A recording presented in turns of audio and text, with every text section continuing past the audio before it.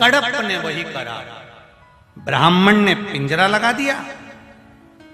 शिव जी ने मन में सोचा क्या कर रहा है ब्राह्मण देवता। ब्राह्मण कह रहा है ये मंदिर में आकर गंदगी फैलाता है कोई। ब्राह्मण कह रहा है मंदिर में आकर गंदगी फैला रहे हैं। उस ब्राह्मण को समझाने के लिए शंकर भगवान ने उस ब्राह्मण से कहा, इस भक्त की परीक्षा में लेकर बताता हूं, तू देख, इसके मन में कपट नहीं है, छल नहीं है, बेईमानी नहीं है। एक लोटा जल देने के लिए लोटा नहीं है तो कपट क्या खाक लेकर आएगा। मुंह में पानी भर कर लाता है, पत्तियां तोड़ कर ले आता है। देख आज मैं परीक्षा लेता हूं, असली भक्त है कि नहीं तुझे मालूम पड़ जाएगा। पेड़ के पीछे खड़ा कर दिया ब्राह्मण को। शिव जी ने लीला रची। ये आया, पानी फेंका, प्रसाद रखा, जो भी लाया था प्रसाद में भगवान ने स्वीकार करा, मेरा भक्त है।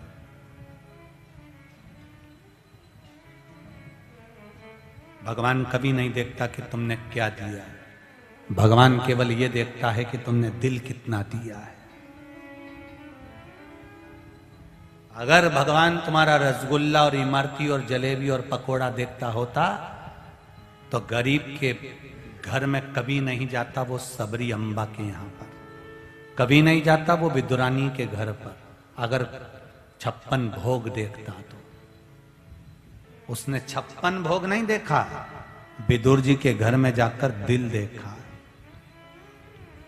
क्या था विदुर के यहां, क्या विदुर नहीं थे, घर विदुरायन विदुर जी की पत्नी थी।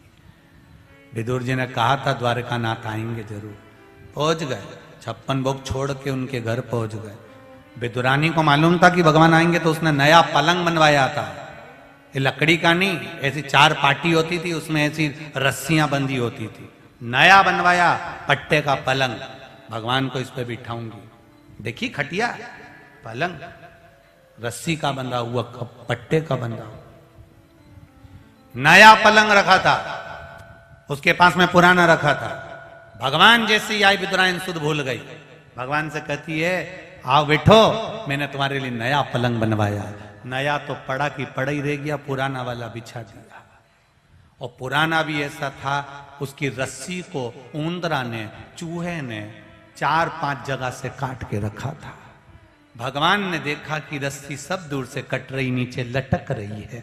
भगवान उसकी लकड़ी की जो 4 पाटी थी चारों तरफ, उस पे बैठ गए। विदुरायन बोले अच्छे से बैठो ना, तुम्हारे लिए नया बनवाया। भगवान बोले ऐसा नया है तो पुराना कैसा होगा। अरे अंदर खसको। भगवान कह रहे नी खसको, नी अंदर खसको। भगवान बोले नी नी मैं नी खसको। विदुरायन बोली खसको तो। अब भगवान को उसका कहना मानना पड़ा। जो अंदर खस के, जो 8 जगह से रस्सी कटी हुई थी सब टूट गई। भगवान अंदर भरा गए, पांव उधर भगवान इधर, रस्सी में अंदर घुसे पड़े थे। विदुरायन बोली कैसा आनंद आ रहा है। भगवान बोल रहे ऐसा लग रहा है जैसे 100 किलो की कपास पे बैठा। विदुरायन बोली अब मैं तुम्हारे लिए कुछ खाने का लाती हूं। भगवान बोले रहने दे, मेरा तो पेट भरा है। भगवान को मालूम था बिठाया ऐसा है तो खिलाएगी कैसा, इनका कोई भरोसा है।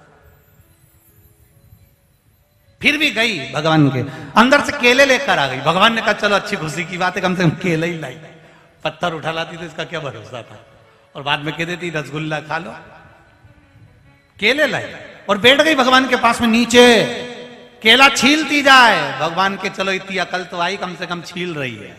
अब भगवान को ये थोड़ी ना मालूम था कि छिलका ही देने वाली है।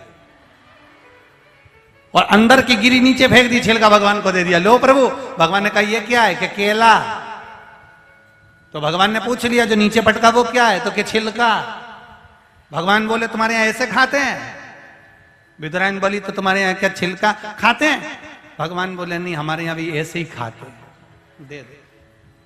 ऐसी छीलती जाए, छिलका भगवान को देती जाए, गोदी में रखती जाए। और क्या कह रही, ये तो विदुर जी लाए थे ना 12 केले, वो हैं, और 2 दर्जन मैं भी ला के रखी हूं, वो भी तुम्हें ही खाना। इतने में भगवान ने पूछ लिया मैं सब खा जाऊंगा तो तुम दोनों क्या खाओगे। इतने में विदुरायन बोली जो नीचे पड़ा है वो हम खा जाएंगे।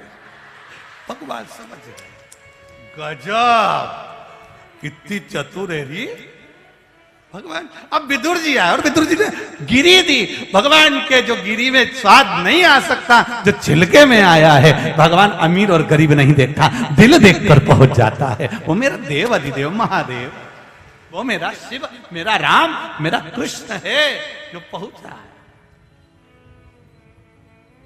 दुर्योधन के मेवा त्यागे, साग विदुर घर खाई, सबसे ऊंची प्रेम सगाई। पहुंचे, भगवान ने कहा रुक जा जरा, कड़प को देख। भगवान ने क्या करा, उसने पूजन करी, जाने लगा। शिव जी को देखा, पिंजरे में बंद थे, पिंजरे की एक कान टूट गई, टूटकर शिवलिंग पर लग गई, शिवलिंग में से रक्त निकलने लगा। कड़प को लगा भगवान की आंख फूट गई, उसमें से रक्त निकल रहा है। कड़प ने त्रिशूल उठाया, अपनी आंख निकाली, निकालकर शिवलिंग पर लगा दी। ब्राह्मण देखता रहा, गजब गजब करा। शिव जी प्रकट हो गए, कड़प तेरी भक्ति से मैं प्रसन्न हूं, तेरी भक्ति से मैं प्रसन्न। कड़प मांग, तुझे क्या चाहिए? शिव जी ने जब कहा तो कड़प ने कहा मुझे बस इतना दे दो, जिसको कुछ भी नहीं आए तो भी आपका दर्शन उसको इससे ही मिल जाए, बस इतनी कृपा कर दीजिए। कुछ नहीं। दो व्यक्ति पशुपति व्रत करते हैं।